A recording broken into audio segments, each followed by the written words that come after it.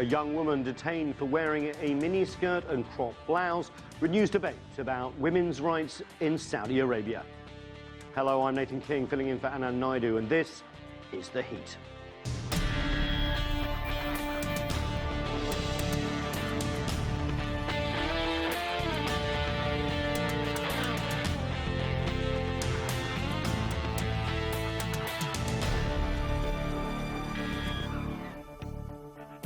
Hello again. Saudi Arabia legally requires women to cover themselves in public by wearing long black cloaks known as abayas.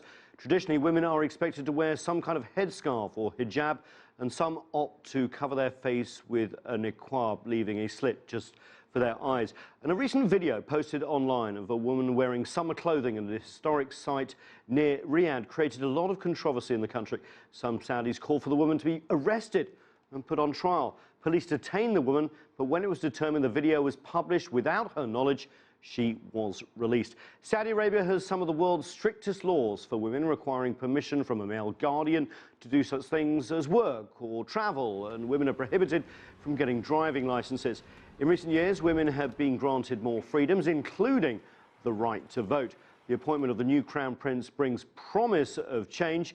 And joining us to discuss all this from Jeddah is Maha Akeel. She's a journalist and author. From London, we are joined by Fatin Bundagji. She is a former appointed member of the board of directors of the Jeddah Chamber of Commerce and Industry. And also with us is Fatimah Baeshen. She is the director of the Arabia Foundation here in Washington, D.C. And Moudi Aljohani is a Saudi human rights activist. She actually joins us from an undisclosed location as she is seeking asylum here in the United States. Thank you so much, all of you, for joining us. Maha Akeel, obviously this video has caused controversy in Saudi Arabia. Why exactly did it cause so much controversy? And what is the discussion in the country right now? Hello. First of all, let me say that there's been a lot of change and progress in terms of women's rights and empowerment in Saudi Arabia. Of course, it's different. It's viewed differently from different sectors of society and by the outside world, of course. Saudi Arabia is, by tradition, is a very conservative society, and yes, women are expected to dress modestly, meaning covering most parts of their body. But that does not mean that those who do not comply with certain standards of clothing will be punished severely or anything like that. There's a lot of leeway and freedom of the way we dress when we go out in public, as long as we respect the traditions of being conservative and being modest in the way we dress. Sorry, you wanted to say something? I would like to interject here for just 1 second and build on what Maha was mentioning. If we take a step back from this incident and look at it a little bit more holistically, what I was fascinated with is the social discourse that this incident elicited in the public sphere on social media and Twitter. There was a spectrum of opinions that erupted across the board. So women were calling out other men for being too conservative. There were liberal men that were calling out other women for being too conservative. I mean, it was across the board. There were jokes around, you know, if it were Ivanka Trump, then this would be a no issue. So aside from the incident itself, what the implications around the incident is, for me anyway, is how the social discourse is expanding across the politic, and how the government is not doing anything to stamp this out. On the contrary, they're letting the discourse play out in the public sphere, and I find that to be fascinating. It's especially important, social media, considering so much of the Saudi population is young and relies on it for communication. Absolutely. Isn't it? Let's go to Fatin in London. There was a big global reaction too. What do you think this has actually done for Saudi society in terms of the discussion going forward, especially considering there are reforms underway, as we heard from Maha, and a vision of a more vibrant society going forward in the Vision 2030 plan? Yes, good evening. Thank you. As both of my colleagues mentioned, what happened is a step forward. regardless of whether or not it was a negative incident, it's always pushing the dialogue, the internal debate forward. And I just wanted to point out a thing about this whole incident of the young lady walking, you know, in Western attire or unfit attire. As you mentioned earlier, it was legally wrong what she did. So in effect, she was breaking the law, and it was being publicized. You mentioned that she left, and she did leave, and that was because she didn't publicly flaunt it, like she wasn't being defiant. She was just doing it for her own pleasure. You know, this whole incident begs us to look into the situation that there is a lot of progress taking place.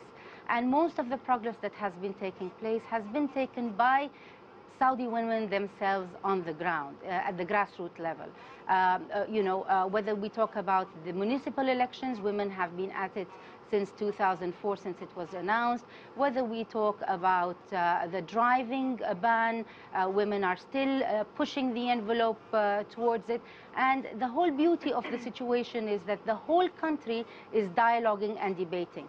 Now, for the West, this might seem a bit too slow, and it is a bit slow, I agree, but you have to understand how the whole country is made up. Okay. You know, when you want to pass laws or policies, you have to kind of make sure that these policies are in alignment with the whole cultural debate that's going on.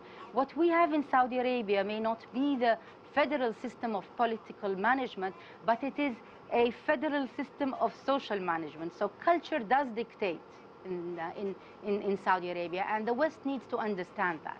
I want to get a young woman's perspective who's actually seeking asylum here in the United States. Moudi, do you agree with that? Do you agree that things are reforming? And what about this video itself? Do you think it was controversial?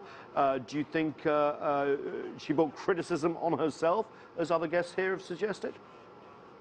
Yeah, hello, good morning in my time zone first. And actually, I think what your guest mentioned about the legal or the young woman that she broke the law, we have a problem here with the double standards of the legal system and how it applies to only Saudi women, but not foreigners. If we really want to apply these laws for everybody, it has to be for everybody in Saudi Arabia, not only for women, just because they are considered as second-class citizens. And we don't really have regulations that exactly says what women should wear, especially that woman did not break any law. She was not even in a public place. She was alone in a site in Saudi Arabia just taking videos. She did not commit a crime. And the problem with the laws there, that the crimes or criminal offense that consider as a felony there in Saudi Arabia is so much different from men to women. Women could end up in prison for long, long years just for being maybe a victim of domestic violence or harassment. Things like that, all of that needs to be reformed. If we really need to, if we really think that 2030 vision would change Saudi Arabia, first of all, we need to reform the whole legal system. We need to reform this legal system that have all the strict rules towards women. I'd like to jump. Yeah, Fatimah, I want you to pick up on that point, but just let me phrase it. Moudi has a very interesting point here.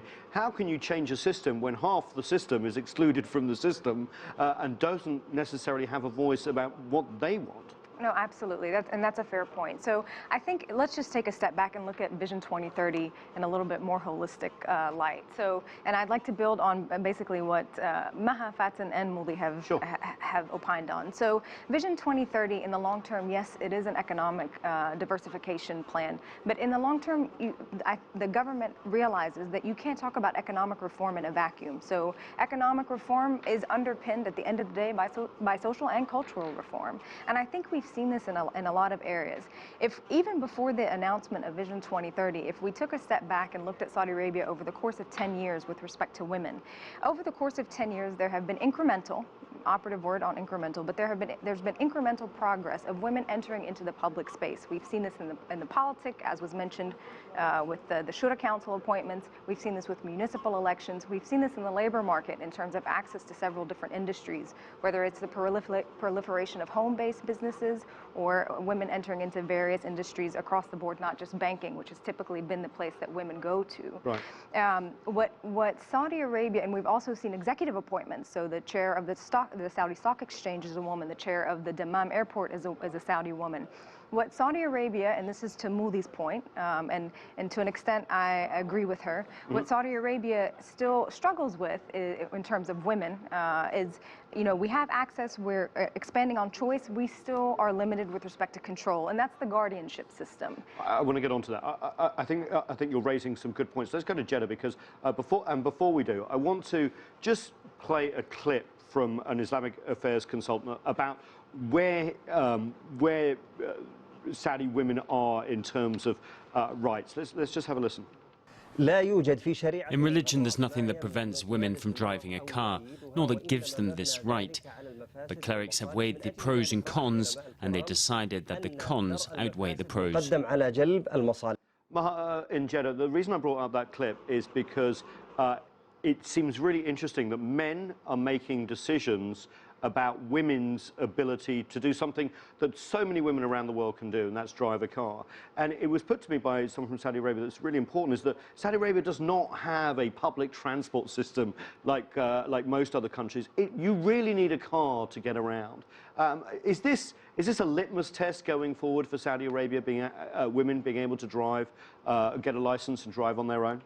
Well, let me say that even though women are not allowed to drive, as you say, this has not prevented women from reaching their objectives and reaching the highest standards of employment and in their careers. We've seen women entering in the workforce more and more women are graduating from universities with more than 50%. So yes, even though the driving ban is an obstacle, and yes, it does form a form of discrimination, of course, against women, but the way that is being portrayed regarding the ban on driving and the other restrictions is as if women are confined to their homes, as if we cannot get work or study or travel. It is not that way. Moudi, are you driving a car at the moment? Yes, I do. I've been driving for 3 years, and I'm so proud that I'm in a free country that at least I can do things by myself. But I just want to point something that she mentioned, your guest Maha mentioned that driving is not an issue. It's not only even about an issue. I even feel embarrassed to debate about driving car because this is like common sense. The issue is, it's an example of how the whole country view women in the back seat of the car. It's not only Saudi women in the back seat of the car, they're in the back seat of the office, they're in the back seat of the government, they're in the back seat of everywhere. So this is just an example of how women in Saudi Arabia, even if they have some positions in the government, they're being more progress, as your guests mentioned. Yeah. It's only, actually what I see it's only for a media. It's only just to show the world that we do have some women, that they are in the public places, which is not true. It's actually, it's more likely a very minority of privileged women who has this chance to have these positions. The majority of women, the majority of Saudi women, they don't have this chance. And the main obstacle is a guardianship. Is a guardianship system. No, women would never succeed if her guardian just tell her you're not going to work. This is easy. Fatin in London, I want you to respond to that, because it's not just the car, is it? Yes. It's the fact you need the permission for everything. Yes. From a male and this guardian. Is what I would really like. So what I really want to focus on is on Vision 2030, because I think this is where but we've talked about Vision. Sorry to cut you off. We've talked about Vision 2030. No, about women's role in Vision 2030. Allow me. So in Vision 2030, we only have one space where women are targeted, and that is in the workforce. right? And it's at a very meager percentage. My point is that if women are targeted for the labor force, and if they still have the guardianship law over their head, and if they're not enabled or empowered by having equal civil rights, then we're not going forward. We're just getting them employed, but they don't have their rights. Therefore, the guardianship system is a system that needs to be done with, as well as a citizen. I'm a citizen, and therefore I deserve to have equal rights, socio-political, economic, equal rights with the man.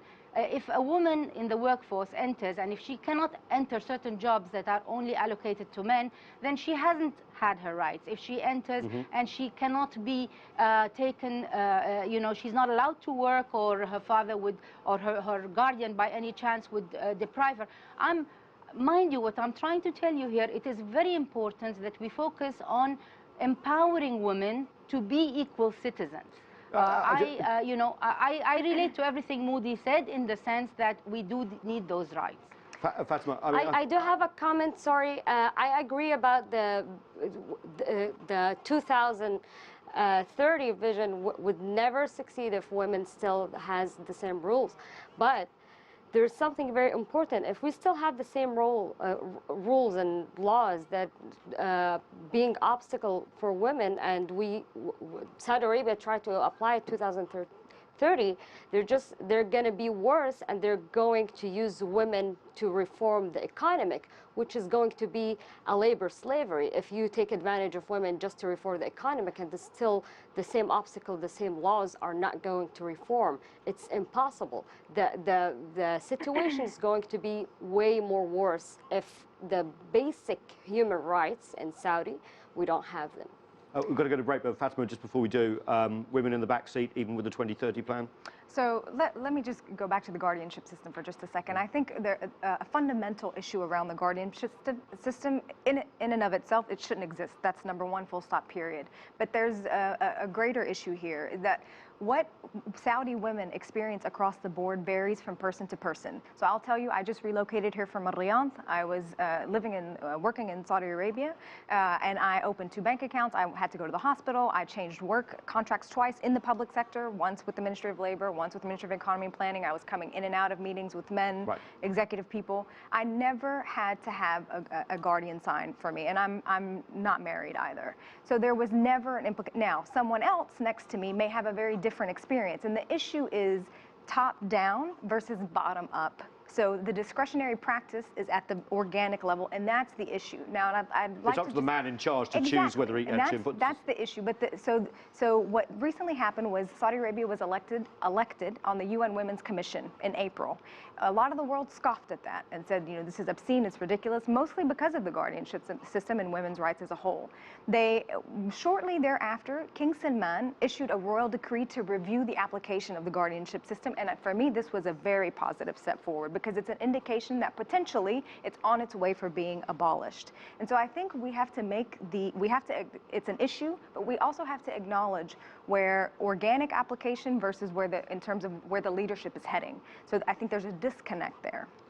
Thanks for that. Hold that thought, because I want to pick up on the guardianship system when we go back to Jeddah after the break. More of our conversation about women's rights in Saudi Arabia right after this. Stay with us. You're watching The Heat.